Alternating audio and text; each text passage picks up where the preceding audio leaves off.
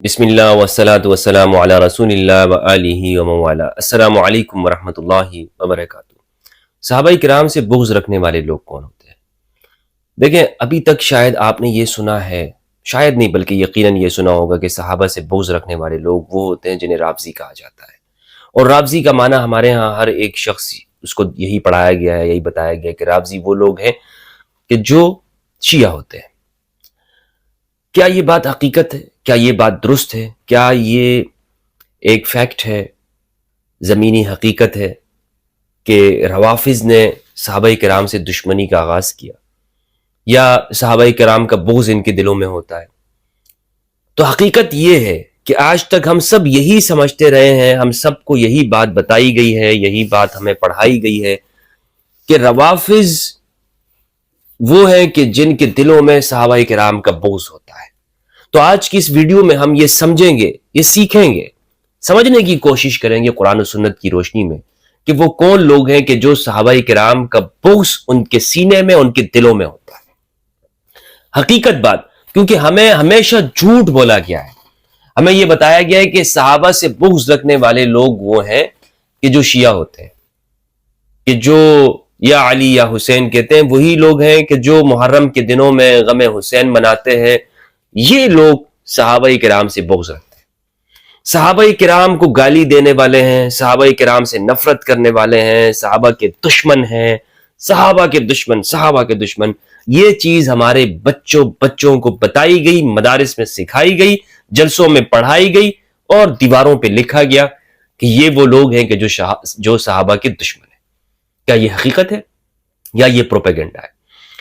تو میں آج آپ کو بتاتا چلوں، اور کچھ مولوی ایسے ہیں کہ جو ممبروں پہ بیٹھ کے لطیفے سنا کر آپ کو ہنسی میں یہ ساری تکفیر آپ کو پڑھا دیتے ہیں اور آپ کو پتہ بھی نہیں چلتا کہ آپ کے ساتھ ہو کیا ہے۔ وہ آپ کو بتاتے ہیں کہ دیکھیں یہ سب تاریخ کی باتیں ہیں، تاریخ ہے، حقیقت کچھ نہیں ہے، اور تاریخ تو لوگوں نے لکھی ہوئی ہے، بلکہ تفسیر تک بھی۔ ایک مولوی صاحب ہے، پاکستان کے مفتی ہے، اور اب میں ایسے شخص کے بارے میں کیا کہوں، یعنی جس کا کوئی علمی معیار ہی نہ ہو، اور تقریباً کوئی 1 سال ہو گیا اس شخص کو میں یہ کہہ چکا ہوں کہ صحابیت کی موضوع کے اوپر میں آپ سے گفتگو کرنے کے لیے تیار ہوں، لیکن غائب، کوئی عطا پتہ نہیں۔ یہ وہ شخص ہے کہ جو یہ کہتے ہیں کہ تاریخ سب لوگوں کی لکھی ہوئی بات ہے اور تاریخ کا کوئی اعتبار نہیں ہوتا، کیونکہ تاریخ تو ایسی چیز ہوتی ہے کہ جو ہر بندہ اپنے ذہن سے لکھ دیتا ہے۔ میں آپ کو بتاؤں، حقیقت یہ ہے کہ اگر تاریخ لکھنے والا بندہ زیادہ وہ دیانتدار ہوتا ہے بنسبت اس کے کہ جو اس جیسا مذہبی ہوتا ہے، یہ حقیقت بات ہے۔ مثال کے طور پر جو تاریخ پاکستان لکھی گئی ہے یا ہندوستان کی تاریخ لکھی گئی ہے، یہ سارے جھوٹے ہیں، یہ سارے انہوں نے اپنی ذہنیت سے لکھا ہوا ہے۔ ممکن ہے کہ کسی نے کتاب کے اندر آپ یہ کہہ سکتے ہیں کہ اس بات سے مجھے اختلاف ہے، یہ ایک تاریخی حقیقت نہیں ہے، لیکن یہ بالکل حقیقت بات نہیں ہو سکتی مبنی بر حقیقت کہ آپ کہیں کہ تاریخ کا جو علم ہے وہ مستند نہیں ہوتا۔ قرآن مجید کا 1/3 تاریخ ہے، قصص ہے۔ اللہ سبحانہ و تعالیٰ نے حضرت ابراہیم کا واقعہ بیان کیا، حضرت موسیٰ کا بیان کیا، فرعون کے واقعات بیان کیے، نمرود کے، ظالم بادشاہوں کے۔ قرآن بھرا ہوا ہے۔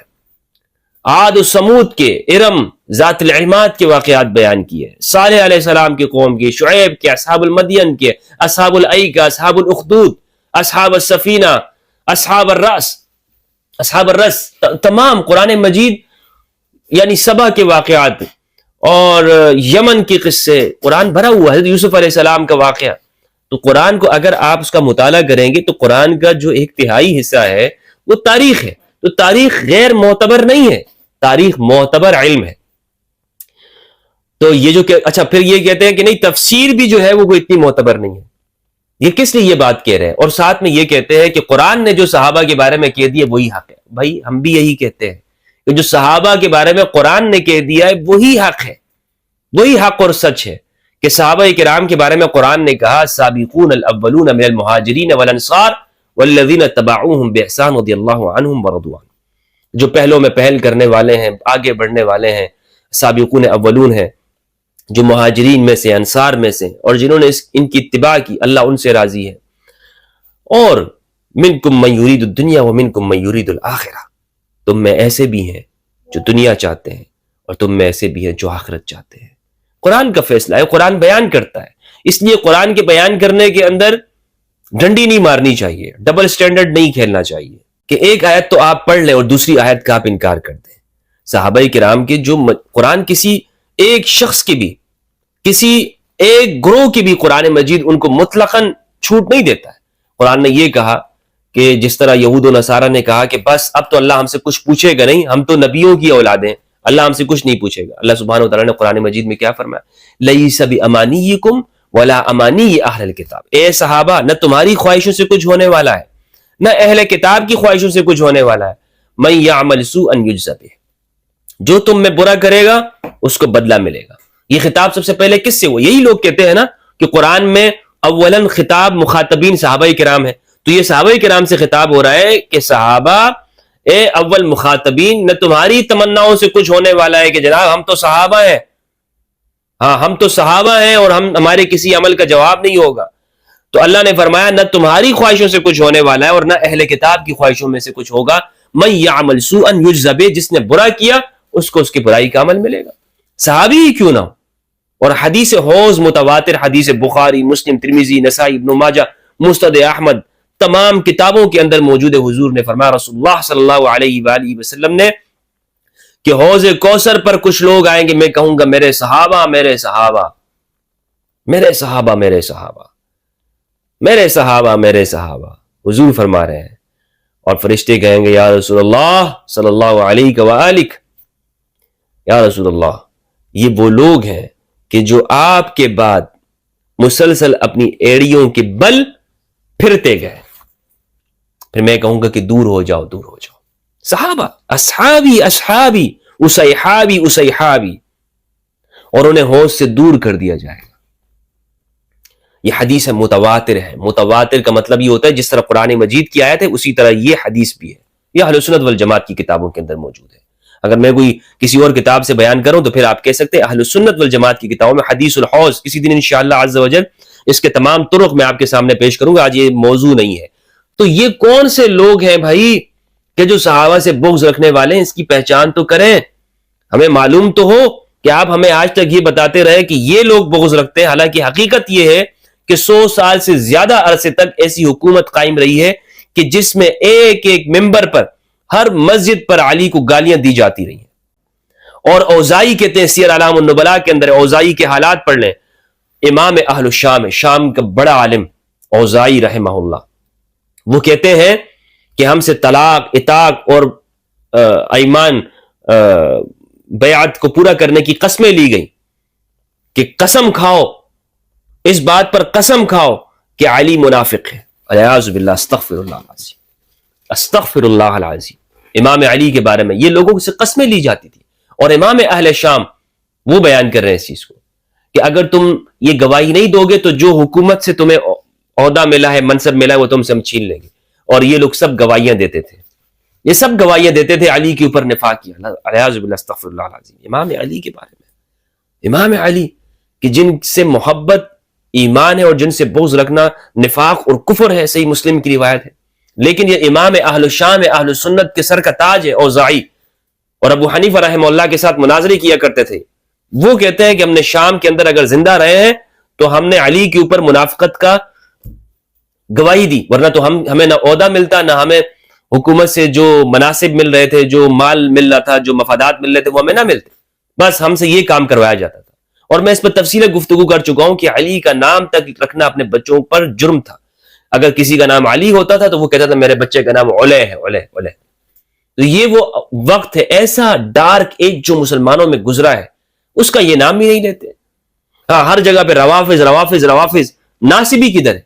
یعنی یہ جو حکومت رہی ہے اتنے عرصے تک، اور بغداد سے لے کر شام، دمشق سے افغانستان، بخارا تک، یہاں پر ہر مسجد میں علی کے اوپر ممبروں پہ گالیاں دی جاتی تھی، اس پر کوئی گفتگو نہیں ہوتی۔ کس نے یہ سلسلہ شروع کیا؟ صحیح مسلم کی روایت ہے 6220، صحیح مسلم کی صحیح روایت ہے، اور یہ طویل روایت ہے، اس کو میں کئی مرتبہ بیان کر چکا ہوں، آج میں آپ کے سامنے پیش کر رہا ہوں مختصر طور پر۔ سعد بن ابی وقاص رضی اللہ تعالیٰ عنہ سے، ان کے بیٹے سے روایت ہے، عامر بن سعد بن ابی وقاص سے۔ وہ کہتے ہیں امر معاویہ بن ابی سفیان سعدا، کہ معاویہ بن ابی سفیان نے ہمارے والد سعد بن ابی وقاص جو کہ عشرہ مبشرہ میں سے ان کو حکم دیا، امرا حکم دیا. اور یہ آج کل کے جو اہل حدیث جو ناصبی بن رہے سلفی، ان کی ویب سائٹ پر جا کر دیکھ لیں، انہوں نے اس میں تحریف کر دی. اس میں ترمذی کی جو روایت ہے اس کو امرا کر دیا. امرا کتابوں میں کہیں پر آپ کو نہیں ملے گا امیر بنایا، امرا انہوں نے لکھ ہی دیا. اور 2 سال پہلے میں نے اس پر ویڈیو بنائی تھی کہ پورے ذخیرہ حدیث میں یہ لفظ موجود نہیں ہے امرا. یہ اتنے چالاک اور سیانے لوگ ہیں یہ وہابی، یہ خدا کی پھٹکار ہو ان لوگوں کے اوپر، انہوں نے حدیث کا لفظ ہی بدل دیا. واللہ باللہ یہ لفظ پورے ذخیرہ حدیث میں موجود نہیں ہے. امرا، امرا کا مطلب ہوتا ہے امیر بنانا. انہوں نے میری گفتگو سنی اور انہوں نے اس لفظ ویب سائٹ کے اوپر چینج کر دیا، اس سے امرا بنا دیا. حالانکہ یہ امرا ہے. امرا معاویہ بن ابی سفیان سعدا، معاویہ بن ابی سفیان نے سعد کو حکم دیا. ما منعک، صحیح مسلم کی روایت ہے، ما منعک ان تسب ابا التراب فقال اما ما ذکرت ثلاثا. یہ روایت ہے، حکم دیا باقاعدہ طور پر کہ تم علی کو سب و شتم کیوں نہیں کرتے ہو. اس میں دلائل ہے، اس کے اوپر گفتگو ہے، یہ اس کی ڈیٹیل میں نہیں جانا چاہ رہا. لیکن اس حدیث کی شروحات میں آپ دیکھ لیں، اس کا ترجمہ دیکھ لیں. ترجمے میں انہوں نے خیانت کی ہے. خیانت یہ کی ہے کہ وہ کہتے ہیں امیر بنایا. اور بھائی زندگی بھر سعد بن ابی وقاص کبھی بھی معاویہ بن ابی سفیان کے امیر نہیں بنے.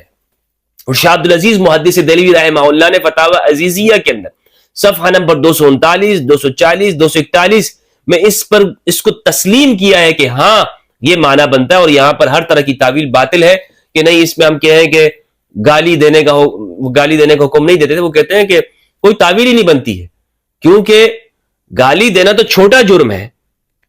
گالی دینا تو چھوٹا جرم ہے، بڑا جرم تو قتال کرنا. جب قتال کرنا ثابت ہے تو گالی کرنے میں آپ کیسے کہہ سکتے ہیں کہ جی گالی کرنا ثابت نہیں ہے؟ جب ایک شخص علی سے قتال کر رہا ہے، قتال کرنا بڑا جرم ہے علی سے، یا علی کو گالی دینا؟ تو گالیاں لوگ دیتے تھے، قتال بھی کیا ہے. تو شاہ عبدالعزیز محدث دہلوی رحمہ اللہ نے دیانتداری کے ساتھ اس کو تسلیم کیا ہے کہ یہاں پر اس کا معنی کیا ہے؟ سب کرنا، علی کو سب کرنا. اور یہی روایت ابن ماجہ کے اندر موجود ہے اور سنن ترمذی کے اندر موجود ہے. ترمذی کی جو روایت ہے اس کا نمبر آپ کو بتاتا ہوں، ترمذی کی ہے 3724. اور یہ ویب سائٹ والے نے، اللہ تعالیٰ اس کو پوچھے گا، اس نے تحریف کی ہے، اس کے اندر امرا ترجمہ کیا. اگر یہ ویب سائٹ والا دیکھ رہا ہے، اور مجھے پتا ہے کہ یہ میری ویڈیوز دیکھتا ہے، یہ سلفی وہابی یہ دیکھتا ہے، اور اس نے تحریف کی ہے، اس کے اندر امرا بنا دیا ہے اس کو. اور یہ روایت ہے، اس کے اندر سعد بن ابی وقاص رضی اللہ عنہ نے آگے سے پھر جواب یہ دیا کہ یہ صفات ہے علی کی، اس لیے میں علی کو برا بلا نہیں کہہ سکتا ہوں، اس لیے میں علی کو سب و شتم نہیں کر سکتا ہوں. سنن ابن ماجہ کی حدیث ہے 121. اس سے اور چیز تھوڑی سی کھل جائے گی. کہتے ہیں یہ روایت ہے ابن ثابت سے، وہ عبد الرحمن ہے، عن سعد بن ابی وقاص رضی اللہ عنہ سے.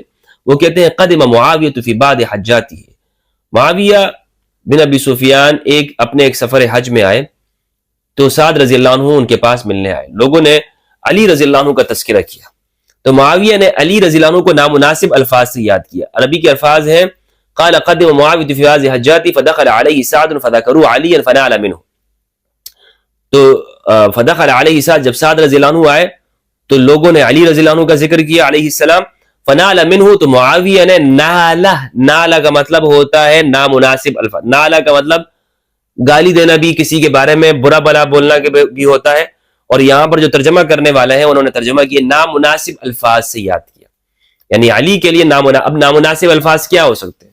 نامناسب.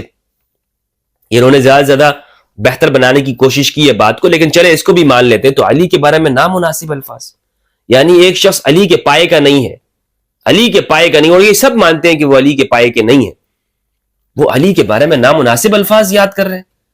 تو کس نے یہ سلسلہ شروع کیا علی کو نامناسب الفاظ سے یاد کرنے کا؟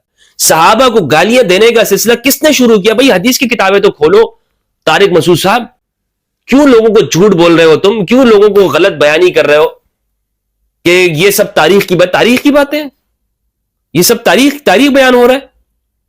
یہ حدیث کی، اور انہی حدیث کی کتابوں کے اوپر آپ کا پورا مسلک آپ کھڑا کرتے ہیں، حدیث حدیث حدیث. تو پھر کیوں نہیں مانتے ہو اس کو؟ کیوں جھٹلاتے ہو اس کو؟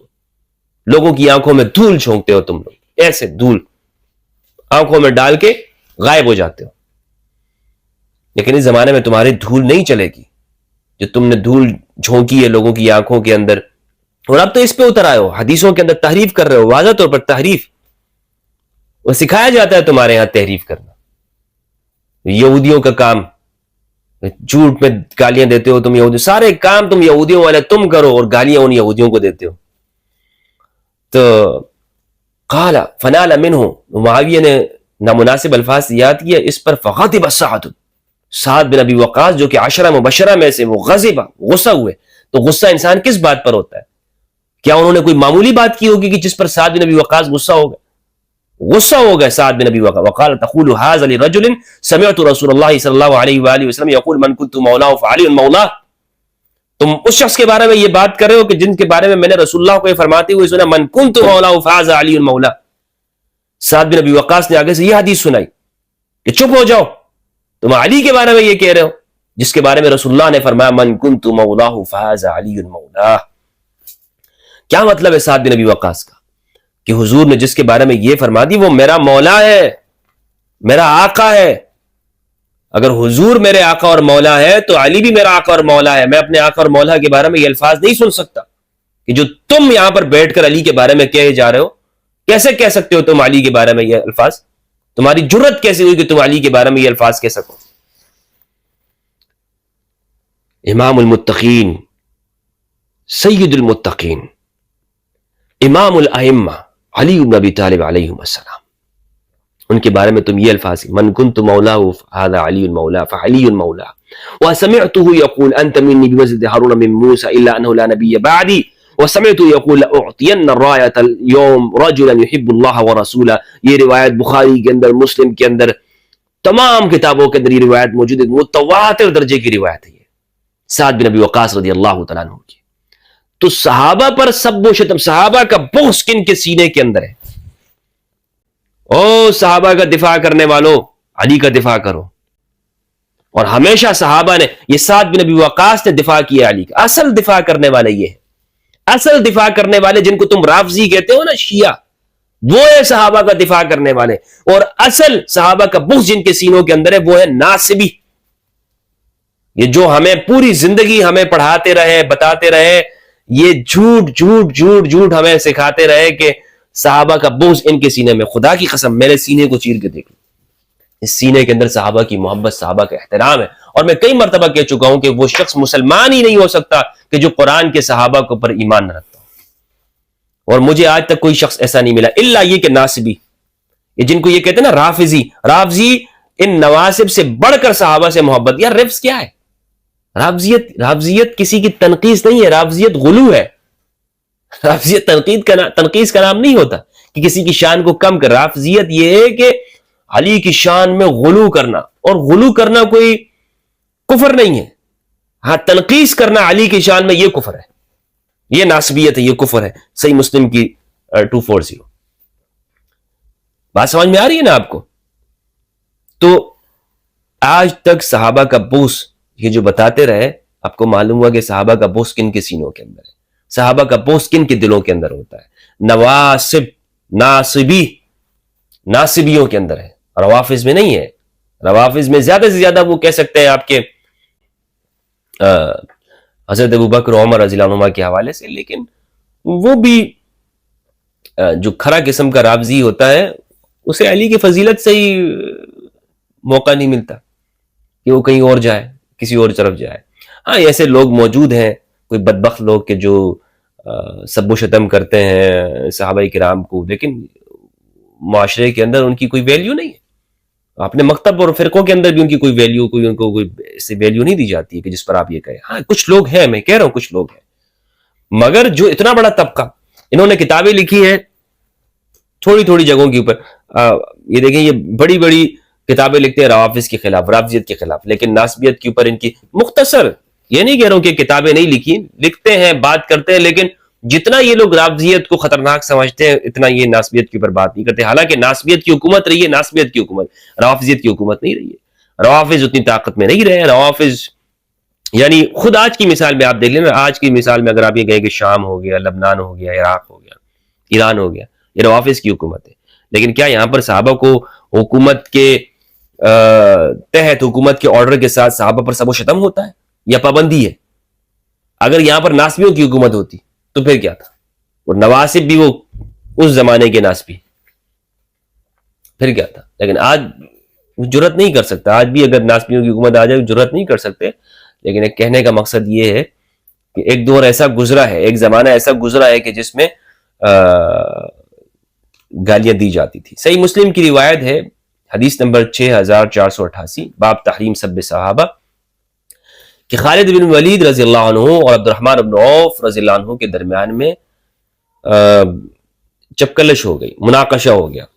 تو خالد بن ولید نے ان کو برا کہا. حدیث کے الفاظ فَسَبَّهُ خالد، تو خالد نے ان کو گالی دی، عبد الرحمن بن عوف کو. تو رسول اللہ صلی اللہ علیہ وآلہ وسلم تک جب یہ بات پہنچی تو آپ نے فرمایا لا تسبوا اصحابی، لا تسبوا احدا من اصحابی، کہ میرے صحابہ میں سے کسی ایک کو گالی مت دو تم. خالد بن ولید سے کہا کہ عبد الرحمن بن عوف میرے صحابی ہیں، تم ان میں سے کسی ایک کو گالی مت دینا. کیا مطلب یہ ہوا؟ مطلب یہ ہوا کہ عبد الرحمن بن عوف کا درجہ خالد بن ولید سے بڑا ہے. خالد بن ولید نے اسلام کب قبول کیا؟ خالد بن ولید نے صلح حدیبیہ کے بعد عمرو بن العاص کے ساتھ مل کر اسلام قبول کیا نا، صلح حدیبیہ کے بعد، جبکہ عبد الرحمن بن عوف اس سے پہلے مسلمان ہو چکے ہیں. تو اس کا مطلب یہ ہے کہ صحابہ کے درمیان ان کی صحابیت میں بھی فرق موجود ہے. یہ نہیں کہ سارے صحابہ برابر ہیں، یہ جیسے ڈنڈورا پیٹتے ہیں سارے صحابہ برابر ہیں جی سارے، یہ کوئی دینی عقیدہ نہیں ہے کہ سارے صحابہ برابر ہیں. یعنی کوئی شخص اپنی ایسا نہیں ہوتا کہ وہ پیدائشی کوئی صحابی بن جائے. یہ صحابیت ایسی چیز ہے کہ جس کو حاصل کیا جاتا ہے، یہ خدا کی جانب سے نہیں ہوتا کہ اس کو خدا نے مرتبہ دے دیا جیسے نبوت کا مرتبہ ہے. نبوت کا مرتبہ اور مقام ہے کہ انسان پیدائش سے ہی نبی ہوتا ہے، لیکن صحابی اس کے لیے کوشش اور محنت کی گئی اور وہ مقام و مرتبہ ان کو حاصل ہوا. پھر اس کے اندر بھی درجات ہیں کہ کوئی صحابی وہ بدر کا صحابہ ہے، کوئی اس سے پہلے کوئی مکہ کا ہے، اس میں بھی پھر آگے درجات اور تقسیم ہے نیت کے اعتبار سے. حضرت عمر کی روایت ہے بخاری کے اندر، حدیث غریب ہے لیکن نیت کی انما الاعمال بالنیات، اعمال کا دار و مدار نیتوں کے اوپر ہے. من کانت ہجرتہ الی دنیا او الی امرأۃ ینکحها فہجرتہ الی ما ہاجر الیہ، کہ ایسے لوگ بھی ہیں کہ جو ہجرت اس لیے کرتے ہیں کہ کسی خاتون سے نکاح کے لیے یا دنیا کی طلبی کے لیے. تو حضرت عمر فرماتے ہیں کہ رسول اللہ نے فرمایا کہ اس کی ہجرت اسی جگہ تک رہ گئی، اور جس کی اللہ اور اس کے رسول کے لیے ہجرت ہے تو اس کی ہجرت اللہ اور اس کے رسول کا بدلہ وہاں سے ملے گا. تو مقصد یہ ہے کہ ہر چیز میں درجات اور تقسیمیں ہیں. ایسا نہیں ہے کہ بس جناب سارے صحابہ برابر ہیں. رسول اللہ نے خود فرمایا خالد بن ولید کو اس جگہ پر صحابیت سے نکالا کہ تم اس کے برابر نہیں ہو، اور خدا کی قسم حضور نے فرمایا فَإِنَّ أَحَدَكُمْ لَوْ أَنفَقَ مِثْلَ أُحُدٍ ذَهَبًا مَا أَدْرَكَ مُدَّ أَحَدٍ وَلَا نَصِيفًا، کہ اگر خدا کی قسم تم میں سے کوئی ایک بھی احد پہاڑ جتنا سونا خرچ کر دے، وہ ان جو میرے یہ صحابہ ہیں ان کے تو وہ ان میں سے کسی کے دیے ہوئے ایک مد کے برابر بلکہ اس کے آدھے کے برابر بھی اجر نہیں پا سکتا اگر سونا جتنا بھی تم خرچ کرو گے. تو یہ فرق کیا ہے حضور صلی اللہ علیہ وآلہ وسلم نے خود صحابہ کے درمیان میں بھی. انشاءاللہ عز و جل اس پہ میں پہلے بھی گفتگو کر چکا ہوں، صحابیت کی ڈیفینیشن کے اوپر میری کئی لیکچرز موجود ہیں. آنے والے وقت میں اس پہ دوبارہ سے بھی بات کروں گا. تو یہ ایک حقیقت ہے، یہ ایک حقیقت ہے کہ صحابہ کے بغض کن لوگوں کے سینوں میں ہوتا ہے. انہی کے سینوں میں ہے کہ جو لوگوں کے ساتھ جھوٹ بولتے ہیں، حدیثوں میں تحریف کرتے ہیں، اور ناسبیت کا نام تک نہیں آتا ان کے زبان کے اوپر. ہر وقت ان کے زبان پر رافضیت کا نام ہوتا ہے. رافضیت ناسبیت کا یہ کوئی ذکر اور چرچا نہیں کرتے ہیں. اللہ سبحانہ و تعالیٰ سے دعا ہے کہ پروردگار ہمیں قرآن مجید میں تدبر کرنے اور اہل بیت علیہ السلام کی معرفت عطا فرمائے. والسلام علیکم ورحمۃ اللہ وبرکاتہ.